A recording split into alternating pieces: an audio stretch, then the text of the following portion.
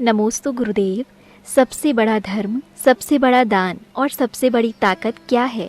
सबसे बड़ा धर्म, सबसे बड़ा दान और सबसे बड़ी ताकत क्या है? मुझसे पूछो तो अधर्म न करना ही सबसे बड़ा धर्म, सबसे बड़ा दान, अभय दान सबसे बड़ा दान, और सबसे बड़ी ताकत सहनशीलता या क्षमा मनुष्य की सबसे बड़ी ताकत। नमोस्तु गुरुदेव। आर्मी ज्वाइन करने के बाद एक श्रावक अहिंसा का पालन करते हुए किस प्रकार देश की रक्षा कर सकता है?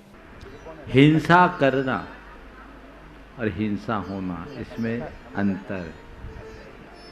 हम किसी पर अटैक करेंगे तो ये पाप है, पर हम अपने आप को प्रोटेक्ट करेंगे तो ये हमारा धर्म। ऑफेंस और डिफेंस दो अलग अलग शब्द है, दोनों का अंतर समझते हो? तो हमारा धर्म कहता है ऑफेंसिव मत बनो, डिफेंस करो। क्योंकि कोई हम पर अटैक करता है और हम उस चुपचाप बैठे रहे तो ये ठीक नहीं। तो हमें डिफेंस करना है, रक्षा करना है।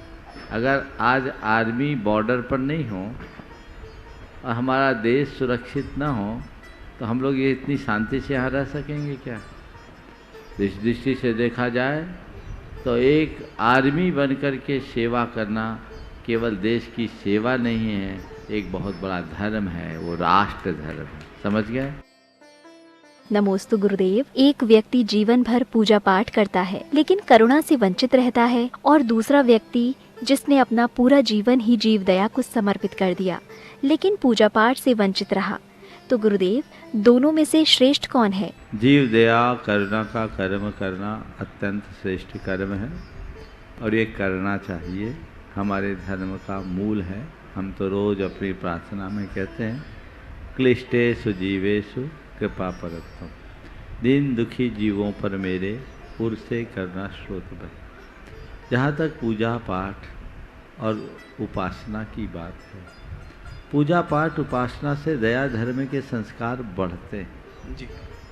तो जो लोग पूजा पाठ में रुचि लेते हैं उनके हृदय में दया करुणा का भाव होना चाहिए, और जो दया करुणा के कार्य में रुचि रखते हैं उन्हें भगवान की सेवा का भी काम करना चाहिए, ताकि सोने में सुगंध हो जाए। एक पर ही बल न दे, एक पक्ष के साथ दूसरे पक्ष को भी साथ में जोड़ें। सेवा का कर्म हमें संवेदनशील बनाता है और पूजा हमारी प्रवृत्ति को संयत करती है, धार्मिकता आती है। तो जीवन में धार्मिकता भी होनी चाहिए और दयालुता भी होनी चाहिए।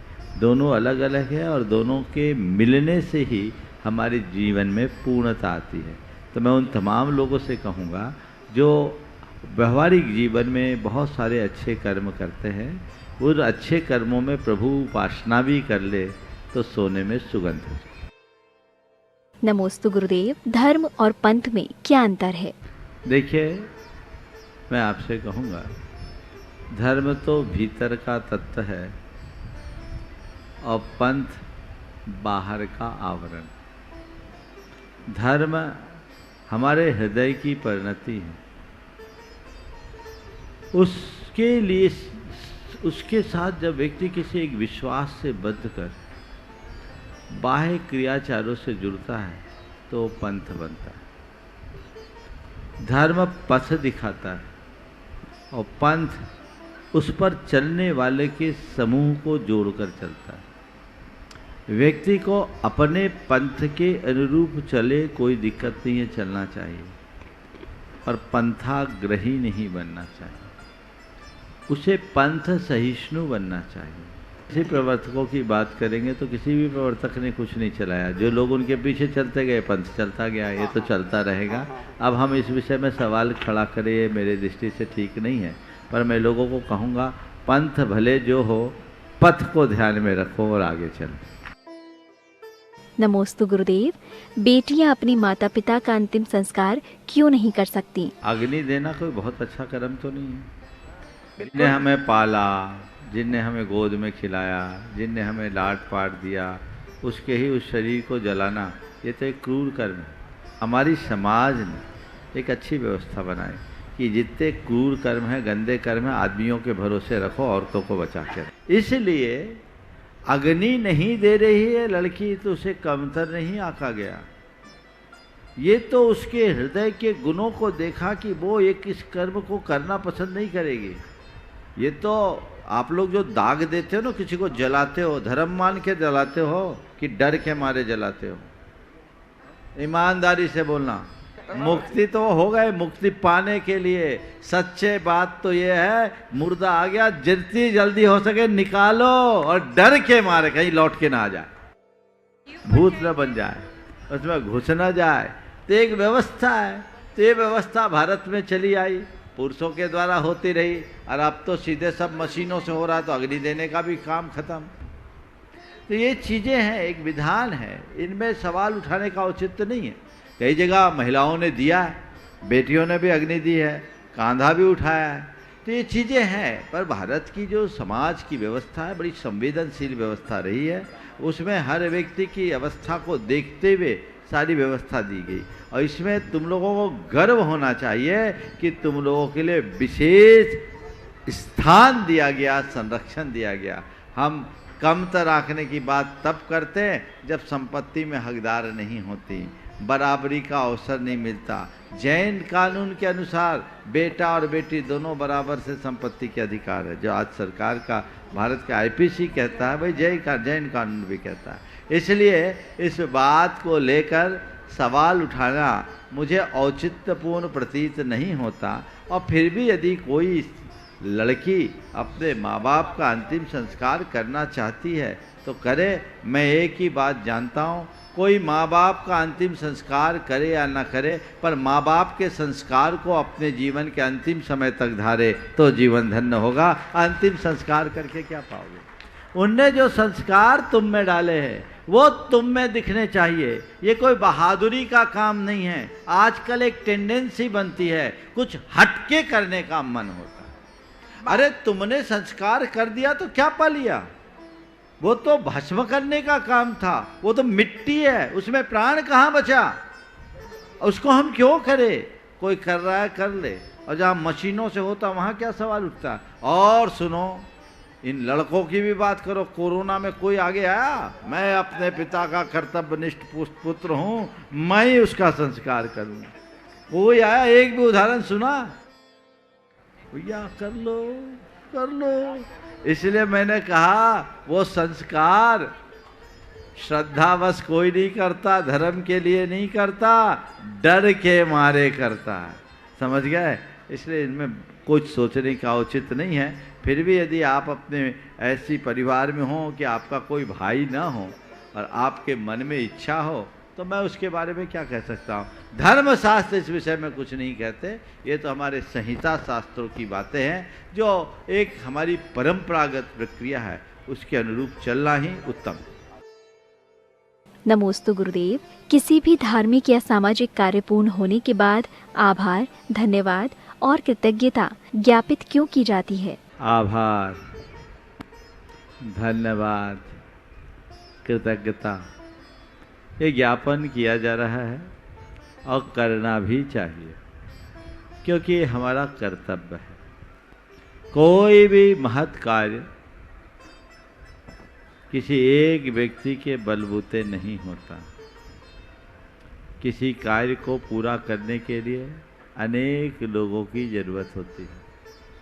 मैं देख रहा हूँ, आज से 12 वर्ष पूर्व जब इस जिन मंदिर का शिलान्यास हुआ था, उस समय की छवि मेरे आंखों में झूल रही है। और जब शिलान्यास किया जा रहा था, तब थोड़ी थोड़ी आप लोगों में घबराहट थी, कैसे होगा कैसे होगा कैसे होगा। आप लोग चाह कुछ और रहे थे, पर मेरा भाव कुछ और था, और आपने हमारे भावों को समझते हुए साहस किया, और उसका फल आज आप सबके सामने। सबका मन था एक आरसीसी का मंदिर बना ले, मंदिर जल्दी बन जाता, लेकिन जितनी जल्दी बनता उतनी कम दिन टिकता, आपने मंदिर का निर्माण नहीं किया, इतिहास की रचना की है। आज जिन मंदिर में प्रवेश करते ही एक अलग प्रकार का उत्साह और ऊर्जा की अनुभूति होती, ये आप सबने महसूस किया। निश्चित ये रामगढ़ की जैन समाज की बहुत बड़ी पुण्याई का परिणाम है। और जिन लोगों ने इस मंदिर को पहले स्थापित किया था, जो कि राम मूंगराज और पन्नालाल जी वगैरह जो उस समय स्थापित करने वाले लोग थे, आज भी उनकी आत्मा को इस मंदिर का स्वरूप देखकर हार्दिक हार्दिक प्रसन्नता की अनुभूति हो रही होगी। बंधुओं, ये संयोग जिस दिन गुरु चरणों से हम अलग होने वाले थे, उसी दिन ये लोग पहुँचे और सबसे पहले रामगढ़ के पंचकल्याणक का आशीर्वाद लिया। और ये रामगढ़ का पंचकल्याणक बड़े अच्छे से संपन्न हो गया। गर्मी का समय था, लेकिन गर्मी में मौसम भी आप पर इतना मेहरबान हुआ कि गर्मी जैसा कोई एहसास ही नहीं हुआ।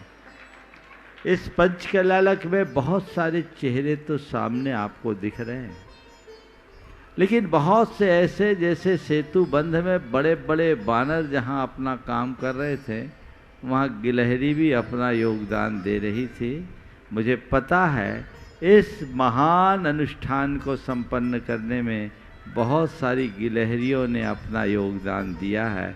सबसे पहले मैं उन तमाम गिलहरियों को अपना दोनों हाथों से आशीर्वाद देता हूँ, इस भाव से कि उनकी सामर्थ्य और बढ़े और आगे चलकर अच्छे कार्यों में इसी तरह योगदान देते रहे। इस आयोजन में जब आशीर्वाद देना है, तो मैं अब आशीर्वाद के क्रम की शुरुआत वहाँ से करता हूँ। जो लोग कभी एक बार भी किसी कार्यक्रम में भाग नहीं ले पाए, तुम अच्छे से भाग ले सको ऐसी व्यवस्थाएं बनाए रखें। उनमें तुम्हारे भोजनशाला के लोग, पूरी टीम। मैंने सुना है रामगढ़ का लोगों ने जितना खाया है उससे कहीं ज़्यादा गा रहे हैं, है ना। एक बार करतल ध्वनि तो भोजनशाला की पूरी टीम उस दिन आई भी थी। बहुत बहुत अच्छा कार्य किया है। मेरा उस पूरी की पूरी टीम को आशीर्वाद है। इसके अतिरिक्त जितनी भी टीम है, चाहे ये पांडाल की व्यवस्था करने वाले हों, चाहे आपके इस पूरे परिसर की व्यवस्था, सुरक्षा की व्यवस्था करने वाले हो, कितना बड़ा योगदान। एक बार उन सब के लिए आभार व्यक्त करना चाहिए। और आभार में इस विद्यालय परिसर का आभार और इस विद्यालय के प्रबंध से जुड़े आपके ओंकार जी और बद्री जी क्या तन मन धन से समर्पित होकर ये काम किए हैं। ऐसे लोगों को मैं आशीर्वाद इस भाव से देता हूँ कि ऐसी धर्म भावना हमेशा बनी रहे और आगे बढ़ते हुए अपना कार्य करे। विभिन्न व्यवस्थाओं को लेकर जिन लोगों ने भी अपना योगदान दिया है, वे सभी आशीर्वाद के पात्र हैं। हम तो ये जानते हैं कि कोई भी कार्यक्रम, जैनियों का कार्यक्रम अगर सफल होता है तो उसकी सफलता में सबसे बड़ा योगदान बहन बेटियों का होता है। एक घर नहीं बचा, कोई ऐसी नहीं बची, और न केवल आई हैं अपितु सब तरह का योगदान भी उनके द्वारा संपादित हुआ। इस मंदिर के निर्माण में जिन लोगों ने भी अपना आर्थिक सहयोग दिया है, समझ लेना उनने भाव भाव के लिए अपना जीवन सुरक्षित कर लिया है। चाहे किसी का छोटा योगदान हो या बड़ा योगदान, लेकिन कुछ परिवारों ने तो बहुत उदारता से आगे आकर के मंदिर में अपना योगदान दिया। वेदी में, मूर्ति में, शिखर में, छत्र में, चमन में, भामंडल में, कलश में, ध्वजा में, जहाँ जिसको मौका मिला बढ़ चढ़ करके हिस्सा लिया। पंचकल्याणक के जितने भी पात्र बने, ध्वजारोहण से शुरुआत हुई और जिस दिन ध्वजारोहण किया गया, पूरब दिशा में ध्वजा ऐसी लहराई जिसने पूरे कार्यक्रम को अपूर्व बना दिया। विद्या प्रकाश जी छाबड़ा का उसमें बहुत बड़ा योगदान। और चाहे सौधरबिंद हो, चाहे कुबेर हो, चाहे यज्ञनायक हो या ईशान सानत कुमार महेंद्र इंद्र हो, इन लोगों ने बहुत बढ़ चढ़ करके हिस्सा लिया है और अभी पंचकलालक में सहभागिता भी दिए, पात्र भी बने और एक पैर पर खड़े होकर के काम भी करते रहे। लेकिन कितनी कर्मठता से काम किया और लोगों को भी इनसे प्रेरणा लेनी चाहिए। मैं इन सब को आशीर्वाद देता हूँ। इस तरह के लाभ लेने की भावना सबको लेते रहनी चाहिए, तभी श्रावक धर्म सुरक्षित होगा। और अब गुरु भक्तों की जरूरत नहीं है, श्रावकों की जरूरत है। मैं सभी गुरु भक्तों से कहना चाहता हूँ, तुम गुरु भक्त बन गए, मुनि भक्त बन गए, श्रावक बनो, अच्छे श्रावक बनो, देव शास्त्र और गुरु के सच्चे अनुरागी बनो और उनकी सेवा भैया वृत्ति करके अपने जीवन को कृतार्थ करो, तब तुम्हारा जीवन सफल होगा। ऐसा पुरुषार्थ सभी को करते रहना चाहिए। नमोस्तु गुरुदेव। धर्म में पैसा या पैसे से धर्म, पैसा हो तो धर्म और नहीं तो कुछ नहीं, ये कहाँ तक सही है? देखो, ये धारणा मुझे पूरी तरह ठीक नहीं दिखती। हमें धर्मी मानते हो कि नहीं? बोलो। पैसे से धर्म नहीं होता, पैसों के त्याग से धर्म होता है। आ गई समझ में?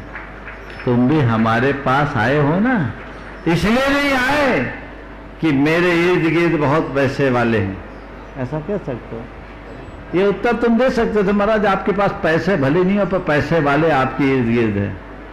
नहीं, तुम पैसे वाले मेरे पास या किसी संत के पास इसलिए नहीं आते कि इनके इर्द गिर्द बहुत पैसे वाले हो, तुम केवल इसलिए आते हो कि इन्होंने सारे पैसे का मोह त्यागा है, धन वैभव को छोड़कर गुण वैभव को बढ़ाया।